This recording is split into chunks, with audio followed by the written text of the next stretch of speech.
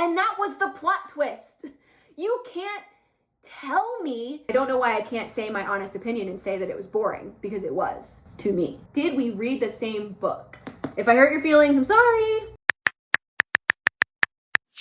So this is the video that's gonna let you know whether or not we are mortal enemies or book besties, okay? So buckle up. Today we're gonna go over the most popular, most viral books on Booktok. We're going to do the Romantasy edition today, so we're only going to be covering Romantasy books, which means fantasy romance books or fantasy books with a romance plot. And I'm gonna let you know whether or not I think they are or are not worth the hype, okay? So I would get ready. I would prepare yourself because I have some very unpopular Booktok opinions when it comes to the Romantasy genre. I'm very picky. I've been reading fantasy my entire life. So when I tell you I have some strong feelings about the Romantasy books, we're not playing around, okay? So we're gonna get all the tea. This is unfiltered. We're not being nice for anybody. We're not BSing. Feel free to disagree, to tell me what books I am wrong about. I feel like people love to tell me when I'm wrong, but I will tell you right now, I am an Aries and I am never wrong. So good luck. Now, while you might think you know what series I'm gonna start out with, you don't in this case. We are gonna start out with From Blood and Ash, the From Blood and Ash series by Jennifer L. Armentrout. Listen, we need to get into it with this because this series overall, I would say, is not worth the hype. I don't think From Blood and Ash is worth the hype. I don't think Castile is worth the hype. Like, Castile makes me want to vom a little. Like, if he says honeydew one more time, number one, he's lying to that girl. And number two, if somebody said, honeydew, every single time we did some spicy stuff together, like, tell me you wouldn't break up with that guy. Tell me that that wouldn't get on your nerves. Like, he literally says it every single, I'm like, do you have an original thought? Can we pick a different fruit? Pick something different. Like, I'm like, whatever. That's a whole different issue. From Blood and Ash was like my second or third big popular Romantasy series read. I read ACOTAR first, we'll get into that. But From Blood and Ash, I feel like really needs a special moment because I started out devouring this series. I read this book right here. I didn't know what it was about at all. I had no idea that there were vampires. I literally didn't know anything, didn't know that there were shifters. And the end of this book was amazing. I finished it. I remember texting my friends being like, this is a winner. From Blood and Ash is a winner. Like, I love it. I think it's going to be one of my new favorite series ever. And I read the second book and I loved the second book. The second book was great. Also had plot twists and plot moments and romance stuff that happened that I was like, yes, I'm eating this up. And then we got to Crown of Gilded Bones, the third book in the series. And I was literally falling asleep. My biggest complaint with this series is that in this book right here, we went all the way, spice-wise. We had a really immaculate slow burn from here until about here. And it was great. Like, I was white knuckling. I was clenching my jaw. I was like, oh my gosh, please just touch each other. Like, do something. I'm absolutely feral. It was feeding me. And then we did so much. Like, in the last, like, 20, like 50, maybe the last, like, 50 pages, we did so much spicy stuff that then we get to the second book and it's still new enough that it's fine. It's like, okay, the relationship is still developing. We still have spicy type things that we haven't done yet, like whatever. There needs to be a little bit of variety in the spice that I read for me to not get super bored. Like, if we're gonna have the same cookie cutter chili pepper scenes over and over again, I'm out, which was what started happening, okay? So after book 2, these people are still generally together. We have a great idea of who the end game is gonna be. We generally know who it is, like, unless Jennifer L. Armentrout is really pulling one over on us, like, we know. And they're still doing it. They're doing it the same way, just in different places. And in book 3, this is just talking about the romance. The romance was a snooze fest in book 3. Then we get to the plot. Very high energy, like slow burn plot into like wild, crazy ending that had me on the edge of my seat. And then book 2 was like this. Book 2 was like energy, kind of slow, energy, kind of slow. So it like kept me on my toes. Book 3 was like a repeat of book 1 and book 2. So basically the formula that I was finding that was happening in this series was romance, you taste like honeydew, spicy, something in a new place. Same scene in a new setting. And then crazy action and betrayal and plot that like really gets me interesting and is like, okay, we're going somewhere, followed by 50 pages of talking about the action that just happened. It goes romance and spice, high energy action, talking about what just happened for 50 pages, and then something new happens. I would say currently the From Blood and Ash series is not worth your time if things continue to go like they're going. Now, to be fair, I haven't read the rest of the books. So the reason that I'm starting with this one is I do very regularly, I still haven't gotten a convincing enough argument yet, but I do like to regularly ask the community, should I keep reading this series? Because I have heard the Flesh and Fire series is better, but I'm doing the reading order where I have to read books 1, 2, and 3 before I can read the Flesh and Fire series, and book 3 is literally putting me to sleep, okay? So my personal opinion is that this series is not worth your time. If somebody can make a convincing argument, I do like to read. I liked the beginning of this.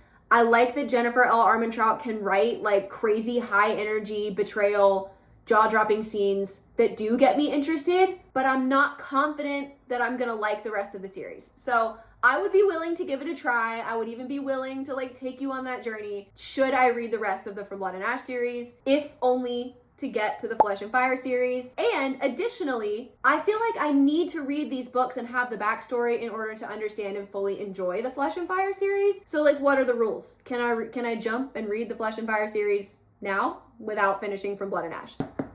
If I hurt your feelings, I'm sorry. Now let's move on to something that is a huge series that definitely went on forever, that people either really love or really hate. I'm gonna tell, if you have been here before and you don't know the answer to this question, what do we think? Zodiac Academy? Zodiac Academy is a god tier, best thing I've ever read series. Now, if you need to see yourself out after that, Zodiac Academy is basically like the whole universe is a 25-ish book series. It's a giant series, and it doesn't become formulaic like I feel like From Blood and Ash became. It is a long series. It goes on for a long time. It has a lot of characters to keep track of. Some of that tends to overwhelm people. I personally feel, though, like the length of the series does not cause it to become repetitive. Like, yes, it's long. It's an adventure. It's an experience. But nothing is ever repetitive or predictable. So I do feel like this series deserves to be long because I was never bored. I did have a hard time, if we want to be honest, I had a hard time reading the middle part of book 8, which is quite a long book, and there's a slow point between a bunch of action at the beginning and a bunch of action at the end. I had a hard time. I listened to that one on audiobook, but the rest of it, I was sat, ready, emotionally invested, emotionally damaged the whole time. So Zodiac Academy is a dark academia phase shifter series that literally has every single type of magical being that you could think of. We have fae as the origin, like everyone is a fae in here, a fairy, but then they are shifters. So we've got werewolves, dragons, sirens, harpies, lots of things, unicorns. No, they're not unicorns. They're unicorns. Pegasus, they're called Pegasus. We have everything in here. So this is a dark academia. So it's sort of giving like Harry Potter if Harry Potter was spicy and for adults and had a lot of spice in it, okay? And this is also a vibes read. It's not a high fantasy literary masterpiece that is like super thought-provoking and makes you feel smart when you read it. Like, you don't read Zodiac Academy to feel smart. If you need to feel smart and above everybody when you read, this is not for you.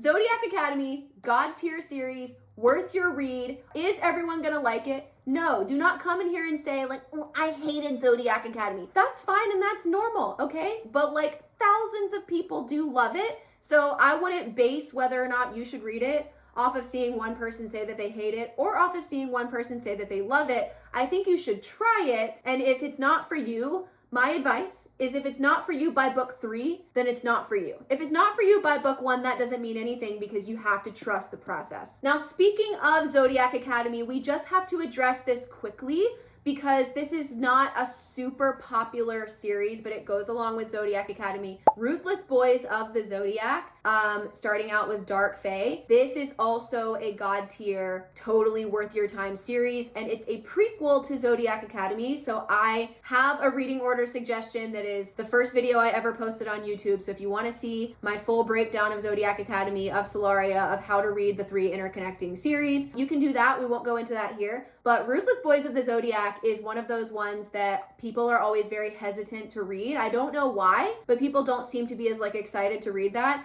And I'll tell you again, 90% of the people who I convinced to read Ruthless Boys of the Zodiac come back and tell me that it's like a god tier. They can't believe they were considering not reading it. So a little bit of an underhyped series, a not so popular series. Ruthless Boys of the Zodiac is 1000% also worth your time. All right, let's move on to Powerless by Lauren Roberts. This is a completed series now. I think it's 3 books. I think there's another novella coming out. Powerless is absolutely not worth your time. I didn't like it. Now listen, I started out reading it and the first sign was that it took me like a month to read it. It's not a super long book. It's not a hard to read book. It's not one that you need to sit down and like focus on to really understand. And it took me I just kept putting it down and I didn't want to pick it back up. So that was the first thing. The second thing was that this book is heavily influenced by Red Queen by Victoria Aveyard and Red Rising, both of which are like god tier series for me. And when I say that it was influenced by them, it reads like a copy paste. Now, it is technically its own story, but there are like word for word scenes that happen in Powerless that also happen in Red Queen. Okay? Like that's just how it is. There's also the fact that people started coming out and saying, oh, Red Queen's a copy paste of Powerless. Red Queen came out, was published years before Powerless. All we had to do was look at publication dates. So now I'm upset about that, and now I like it even less because the like Powerless super fans are trying to come in and say that like Powerless is an amazing, groundbreaking, first of its kind story and Red Queen is a copy. And I'm like, you guys, please don't say things with your chest that you're not certain about, okay? Because Google will very easily tell you what series came out first. It's never Powerless. If you're comparing Powerless to another series, the series you're comparing it to came out first. I'm just gonna tell you. So I thought I didn't like the copy paste vibes. I'm not really a huge fan of Kai. Is that his name?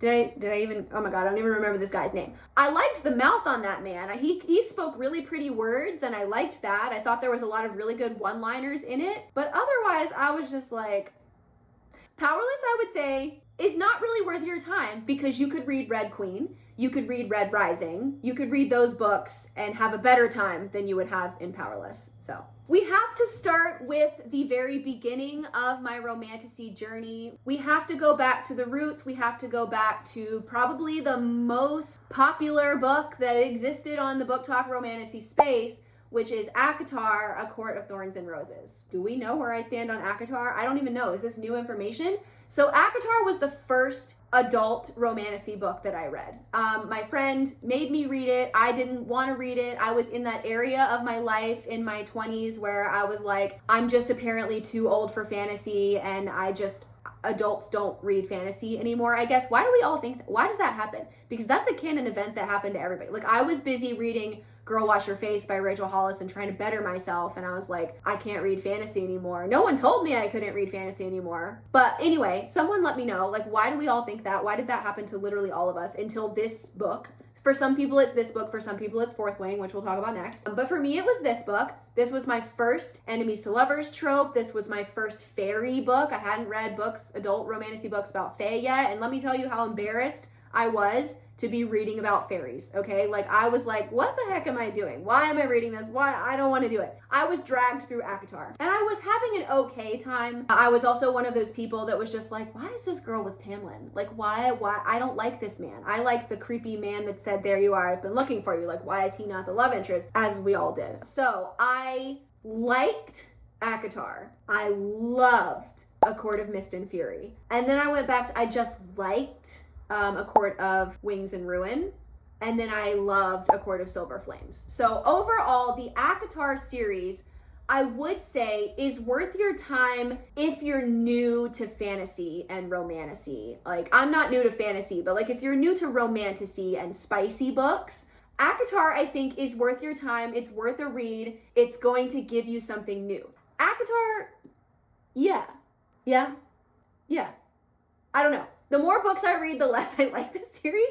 But ultimately, I have to remember how I felt when I first read it, which absolutely, yes, it was life-changing and it is worth your time. Which brings us to Throne of Glass, which is also by Sarah J. Maas and is a lot of people's god tier, like, favorite series of all time. Is Throne of Glass worth the hype?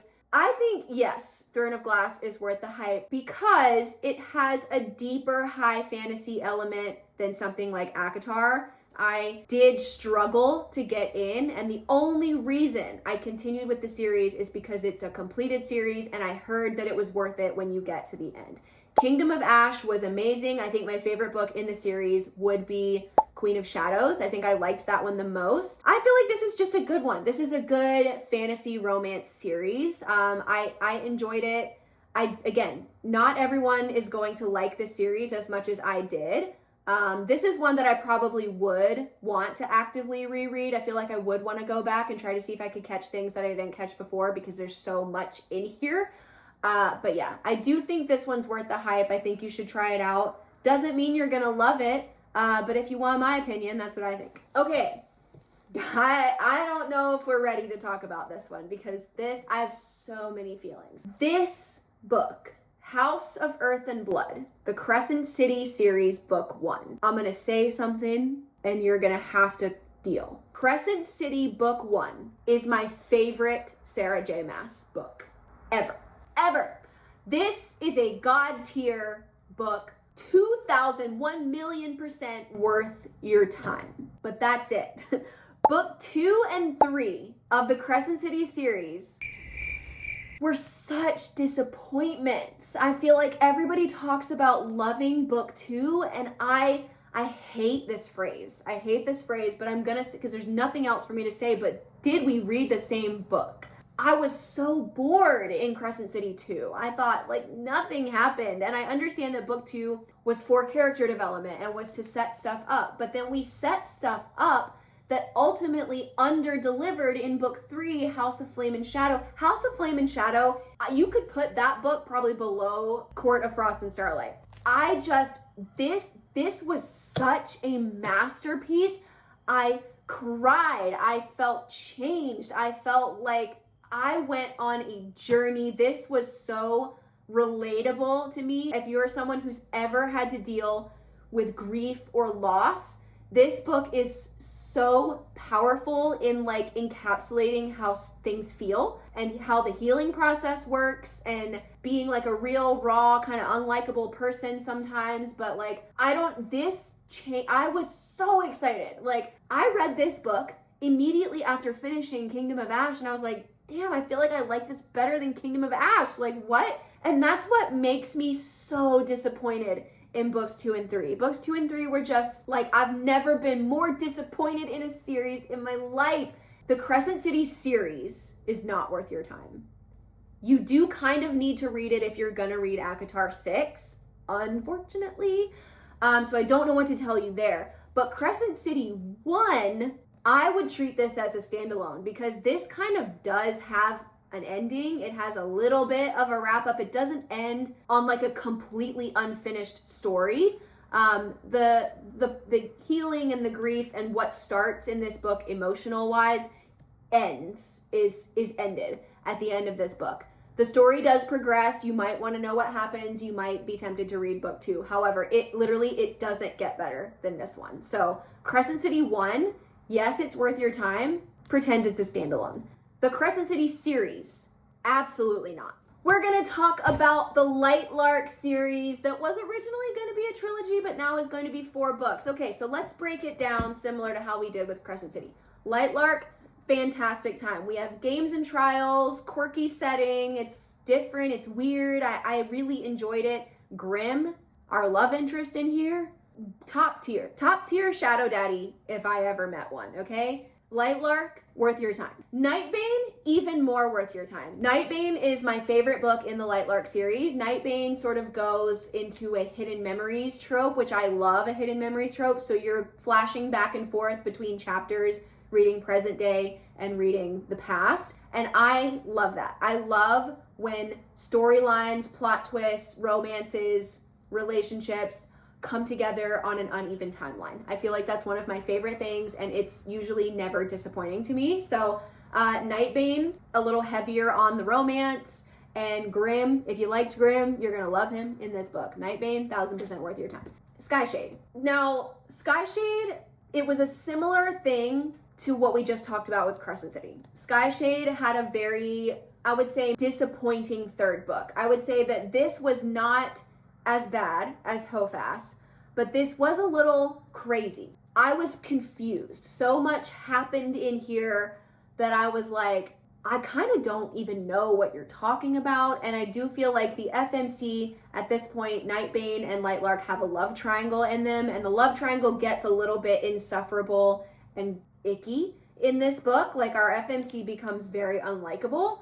Now listen, the reason that I'm gonna say that the Lightlark series is worth your time is because there's gonna be a fourth book, and it's going to be the last one. The fourth book is going to be the last one, and I am personally holding out hope that the fourth book will put together the rest of the series, okay? So I feel like first two books, masterpiece. Read them, worth your time, excellent. Excellent book boyfriend, excellent time.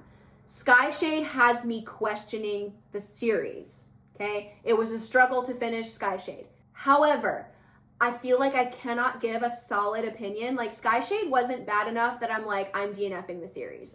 It wasn't like that. I still think we can salvage it. So I will say the series overall with books 1, 2, and 3 out is a maybe. But when the fourth book comes out, I will be reading it. I will have to know how this ends. All right, let's talk about the book series that literally made everyone on Booktok angry at me, which is The Cruel Prince. I don't hate this series. Let me just rip the Band-Aid off. No, I don't think this is worth your time. I had a hard time finishing it. There's nothing wrong with it. It's not written poorly. It doesn't have hateable characters in it. It's not super boring, but it's just, I struggled every single time to pick those books up. Like, I had to make myself finish it just so that I could finish it.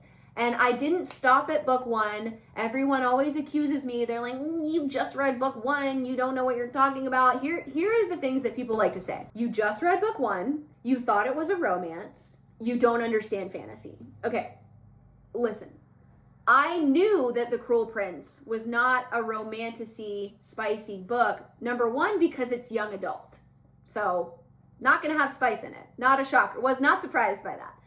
Number 2, I knew that it was promoted for political intrigue, for plot, but it also has an enemies to lovers plot line. Now, did I think originally going into The Cruel Prince book 1 that it was a romantasy? Yes. But after I read book 1, it was clear it was not a romantasy. It was a political intrigue, plot heavy, fantasy book that has a romance subplot. And it is enemies to lovers. I think the enemies to lovers is done really well. I don't have a problem with the romance in this book. I actually really enjoyed the romance subplot. I knew that it was a subplot. I'm not angry that the romance wasn't a larger part. I thought the romance was actually the perfect amount for what was in this book. But the rest of it, like, the plot just wasn't interesting to me. It wasn't that I was looking for romance or that I was looking for spice. I just simply was not interested in the plot. I like fantasy. I like political intrigue. I like plot twists, all of which were in here. I like character development. It just wasn't interesting. It just wasn't interesting. I am a person, and you're a person. I didn't enjoy this book, and maybe you did. I'm not really understanding why that makes us mortal enemies. And I don't know why I can't say my honest opinion and say that it was boring, because it was, to me. And while we're on the subject, while we're getting mad, if anybody's mad right now, we're going to talk about the Empyrean series, okay? And I'm going to talk about these separately like I did Crescent City. Fourth Wing, maybe. It's worth a little bit of hype. The first 3/4 of Fourth Wing had me on the edge of my seat. I did not want to put it down. I read 500 pages in one day. I was in it, okay? And if you go far enough back on my little TikTok channel, my Booktok channel, you can find a reading update I did on Fourth Wing. Now, I hadn't finished it at that point, but I was like, oh my gosh, yes, I love this. Like, it's so good. We love Xaden. We love a shadow daddy. All of that was true. That's how I felt. But the letdown that the end of this book is also honest and true, okay? I got about 3/4 of the way in, and two things happened. Number one was the romance became more of the front and center at about the 3/4 mark. We started insta-loving. We started immediately ramping up, going from like, oh my God, I'm gonna hate this person forever, even though I think he's really hot and I'm obsessed with him, to suddenly saying, I love you, after doing it one time. And I was just like, what?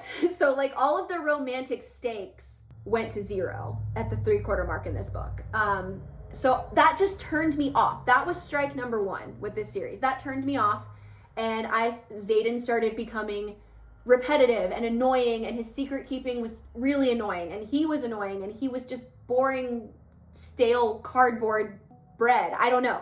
And that's how I felt. Now that didn't take away from me liking the plot and the dragons and the high stakes, high energy of the beginning of this book. So when I looked back on this, I was like, overall, I liked it. I'm interested to see where the romance goes. Maybe he's not endgame. I was really hoping that he was an endgame. And maybe we'll focus more on the dragons and more on the plot, and I can get into this, okay? So Fourth Wing was a yes, leaning toward like a maybe, because I was disappointed in the end, okay? Y'all stop telling me that I hated Fourth Wing, because I didn't, okay? And then Iron Flame, this is my second unpopular opinion. Iron Flame is my favorite book so far in the Empyrean series. Iron Flame, I literally did not want to put this book down. I liked it. I thought the plot was taken up a notch. I thought the pacing was like whiplash. Like you never knew when something was going to drop. Like when they're on that mountain and they're in the mist and then that wyvern jaw like comes out of nowhere. Like people also accuse me of not reading this book. I read this book. I was sat. I read this in like 24 hours, and look how freaking thick it is. This is a thick one. And I loved it. What I didn't love about this book, if anything, was still the romance. I still found Xaden and Violet to be absolutely insufferable. So anything negative that I've said about Iron Flame is going to be about the romance, is going to be about Xaden and Violet. I thought they were insta-love. I was already bored because we've already filled all the holes. We've already done all the things. We've already done this, and he's still keeping secrets. And I'm like, just shut up, okay? This was my favorite book. And I was very excited. I thought maybe since I liked Iron Flame so much, Onyx Storm was going to be my turning point, and it was going to be a moment where I'm like, okay, I'm with it. I'm with this series now. This is one of my least favorite things that I have read in 2025. What happened to the pacing? What happened to the pace? I was so bored, and I can't put my finger on it because like things happened. We had some action. We had some plot twists. We had some unaliving. But I feel like none of it hit. None of it hit. And then we very randomly in this book started calling everybody by their first name. I don't know what it was, but we'd been calling everybody a name, and we started addressing them differently in this book. And while I understand that in military terms, military etiquette, that is what you're supposed to do, and that makes sense, that's fine. But the way that we introduced it, there are so many side characters that I didn't know them well enough to then be able to follow along and continue knowing who they were, especially knowing who their dragons were, who we've only seen like once or twice in Fourth Wing or Iron Flame. Like the hand holding, like I don't need my hand held through a high fantasy book, but I've read high fantasy books where there is complicated world building. There's like 10 to 12 characters. Game of Thrones, Name of the Wind, like Lord of the Rings, where there's so many characters, and I've never in my life not known who somebody was to the extent that I knew in this book. Now, again, is my experience a canon experience and the same for everyone? No, I would like to point out that my experience is not individual. There are a lot of people who feel the same way that I feel. So I would like people to refrain from saying that like, it's just you. It's just you. It's not just me. It's probably about 40 to 50% of the people who read this book. I've seen reviews saying that this was not hard to understand, that they love it, that they were amazing. I do feel like those were the people who did an entire reread and watched the Fantasy Fangirls podcast recap before they read this. And while I get that helped you and that was great, I've, again, read fantasy series where it's been years before the next book in the series has come out. I've never had to do a reread to understand the plot and the characters and what happened. Like, it's not just this book. It's not like maybe I should have done a reread. I also read this book 24 hours. before I started this one. So I didn't need to do a reread. I literally read Iron Flame and Onyx Storm back to back. I started this book probably 2 hours after I finished the end of Iron Flame, okay? I was on vacation. I had a lot of reading time. So please don't tell me that I didn't read the series, that I needed to do it. Why would I need to reread a book that I just read? I just read Iron Flame.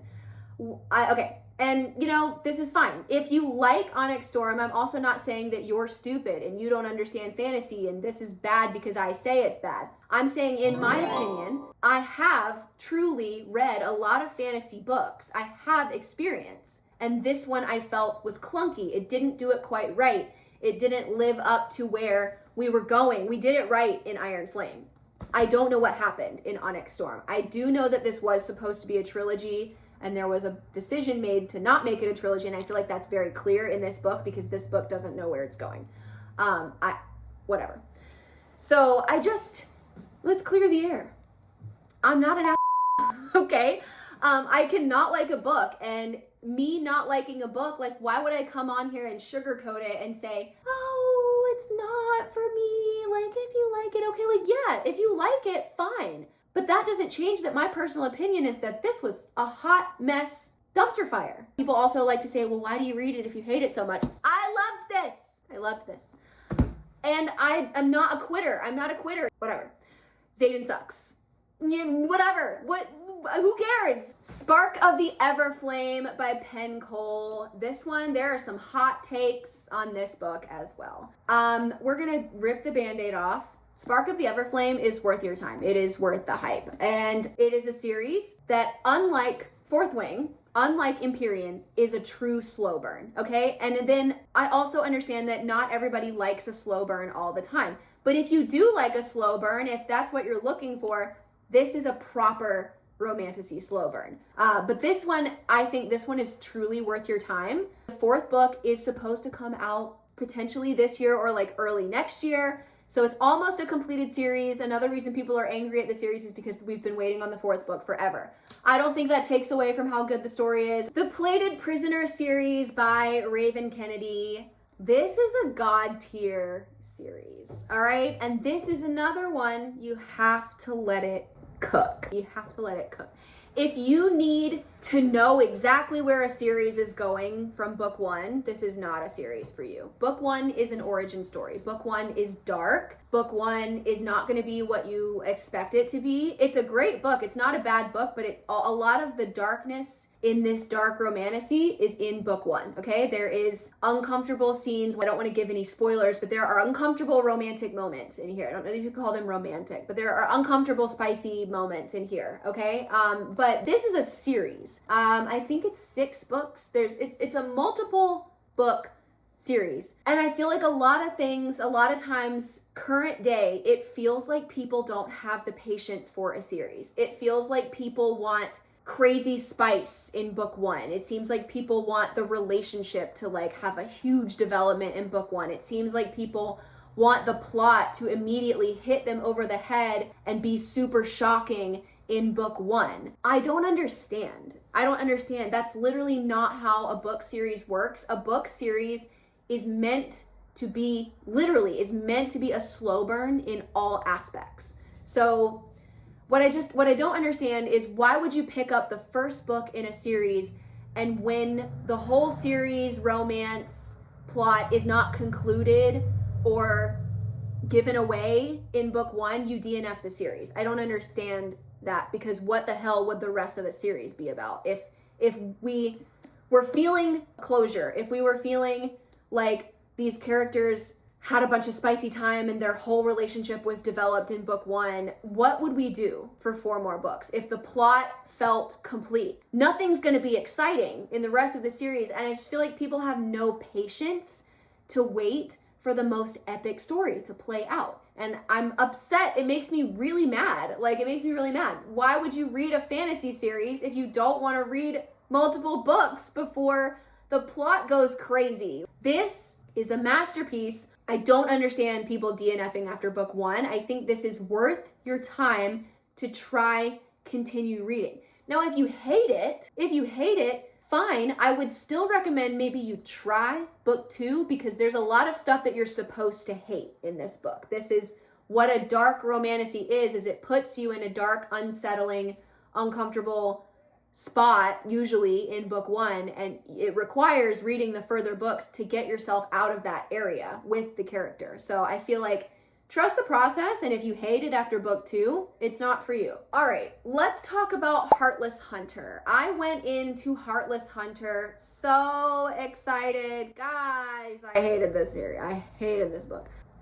Okay, so Heartless Hunter is marketed as being true enemies to lovers, witchy, like fast-paced plot. And again, I hate that I have to disclaim that this is a personal opinion, but this clearly is a personal opinion. It's how I feel. I thought all 3 of those things were lies. I felt lied to when I read this book.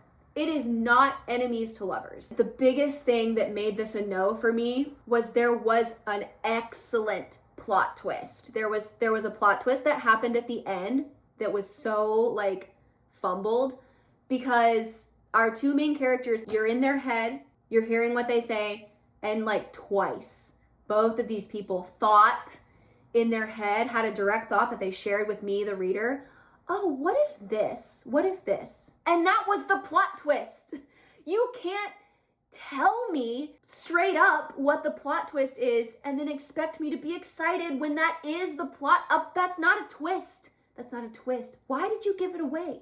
Why did you give it a...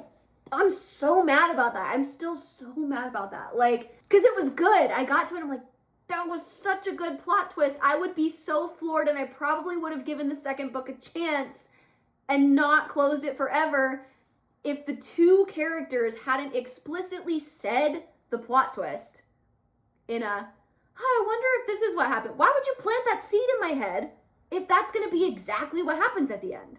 Because it was. We can't talk about this anymore because I'm going to get mad. But that was it. That was the nail in the coffin of like, I'm done. I'm done. If you can't even, like, if you're going to, why would you write your own plot twist? Obviously. I'm so confused. I'm so confused and I'm angry. A fumbled plot twist is like my, ooh, you better believe I'm gonna knock like 3 whole stars off. And this one was already 3 stars, so like, whatever, goodbye. Now, the second book in this series just came out, so I'm gonna talk about Anathema because it like blew up last year, and it was, spoiler alert if you don't know how I feel about this, one of my favorite things that I've read. I'm about 70% done with Eldritch, the second book in the series. My review is coming, but when I tell you, the man in this book is just like not like any other romantasy guy. So you know how when you pick up a romantasy, you generally, like, I feel like what we've kind of fallen into is they're all very predictable. And yes, some of them can still throw in a plot twist at the end that's like, wow, I didn't see that coming. But overall, what it feels like is, you know who the endgame couple is going to be. You know that, like, generally the male main character has suffered some sort of trauma. Like, it's always the same. Like, now this has some of that in it. You do know who, it is obvious who the love interests are in this book. However, I feel like Carrie Lake has written such a deep, relatable, like, person with I've never in my life felt so connected and so familiar and so, like, emotionally attached to a male main character. Usually the male main character is sort of unapproachable, like, they're grumpy, yes, they have trauma, and yes, they do reveal that, and you do end up feeling something for them, and they're soft for their FMC, for the love of their life, but they feel a little, what do you guys want? Like, why do we feel these days, why do we feel current day like book 1 needs to feel like a standalone? Because a standalone is a standalone. Book 1 in a series is book 1 in a series. They still feel a little unattainable. I don't know if that makes sense, but if you read this series, you will understand what I mean. Zavander is raw. He is raw. He has flaws. He's got very unlikable qualities. He has suffered real horrible trauma, and not that other MMCs haven't, but you don't see it. The author doesn't share that with you. You don't get to viscerally be in it with them. And Zavander is just, he's a masterpiece. Like, usually, like, you know, usually your favorite character that you feel the most connected to is the female main character. Generally, either because you're a woman or because the female main character is usually the main character. You get more time with them, so you feel more connected. I feel so much more connected to the man in this book. Like, I feel like I have some sort of like relationship with him, not in a creepy, like, weird, spicy way, but I feel like I literally know him. He feels like a real person. He feels like he has indescribable depth, and I just feel like we don't see writers go into that depth with book boyfriends. I don't even feel like it's proper to call him a book boyfriend. Like, main characters, they don't go into depth with their main characters in the way that we have gone into it with this. And we also go into Maveth, our female main character's head. Like, we're with her. She's also struggled. I also feel very connected to her, but I feel like tenfold connected to the guy in here. And it's insane. I literally can't describe it to you. Like, you have to read it. This is another one that you have to let cook, because this is a romance. It is a spicy romance, but it is a slow burn. So you're going to build the world first. You're going to be with Maveth. Our main characters are not even going to meet each other physically for the first like quarter of the book. And that is fine. When you read the whole story, when you have it all come together, the pacing is absolutely immaculate. It is thoughtful. Carrie Lake has thought about everything that she's unlaying and unfolding for us, and it is all right for when it happens. I'm so confident in that. I feel like I trust her. I trust her to take me on this journey, to reveal things when they're supposed to be revealed, to have spicy moments when they're meant to happen, when they mean something. And when I tell you, the spicy scenes in book 1 and book 2, when they happen, they hit you so fiercely because they mean something emotionally, and you as the reader have also like been feral for this whole book for something to happen, and it means something. These characters know each other by the time that they like do anything. It's a slow burn. It's realistic. Like, if you want to read a book about two randos getting it on in book 1, and then they have some surface level chemistry and story that takes them through a couple of books, and you like that is fine. There's nothing wrong with that, but I don't like that. I don't like that, and I don't dislike people who like that. Like, I'm happy that you're happy, and you should be happy that I'm happy with liking this. And I don't mean that I'm more serious and I'm more deep, and I know that it sounds like that. I just like slower, more realistic pacing, and it's gonna sound like I'm talking shit about the other side, because that's not for me. Personally, that's just not for me, so I'm gonna talk negatively about it because I don't like it, okay? If you read that, I'm not judging you and saying that you're stupid and you don't like the same thing as I like. I'm saying I don't understand why you like that, because we're different. But like, if you like it, that's great. And I'm not better. I'm not better than you, and you're not better than me. No one is better than anyone else. But I'm telling you why I personally vibe with this book, because it's giving me something emotional, it's giving me something real, it's giving me something that speaks personally to me. And there are a lot of people out there similarly who look for things like that in their books. If that's not you, then take book recommendations from someone else. That's fine. You can find another, person who speaks to what you like. I'm here to recommend feeling and depth and emotion and romance that like changes your brain chemistry. This is a masterpiece, and I feel like this is a good one to end on. I'm not finished. We're gonna have to do a part 2. Let me know if you want a part 2. We haven't even talked about the Twisted Sisters new series. We haven't talked about Direbound or On Wings of Blood. We haven't talked about books that came out this year. So let me know if you want a part 2 with like 2025 books. Are they worth the hype? Because I feel like we focus a little bit more on like new age romantasy classics in this one. Anathema is god tier. Eldritch, I haven't finished it yet, but I'm about 95% sure it's also going to be god tier, okay? And I will be back with the full review, but like, let me put this down. Read it. Yes, worth your time. Yes, worth your time. Let me know if you want a part 2. We're not finished. I had like 5 more books on this list that I was supposed to get to, but I don't want to make this video super long. And so I could make a part 2 with probably 10 additional books. Let me know what books you want to hear about. If there are ones that you wanted to be in this video that weren't, let me know what they are. I'm happy to tell you. I'm happy to hurt your feelings, or I'm happy to make your day on my opinions on them. We got really deep in this video, you guys. I feel like we got real personal. We got, like, I shared a lot of things. So if you like YouTube videos and you like hearing things that are not surface level book recommendations where I have to be really quick about them, what else do you want to talk about? What books do you want to hear about? Do you want my negative reviews? Do you want me to talk about books that I didn't like, that I don't feel like I can really talk about on Instagram or Booktok, because why would I want to recommend books that I don't like? But I don't know. Let me know if we want a popular Booktok books. Are they worth the hype? Part 2. Tell me what books you want to hear about. And let me know if you like our trauma bonding session that we just had. Otherwise, I'll see you next time if I didn't scare everyone away with my haterade on this video. So, goodbye.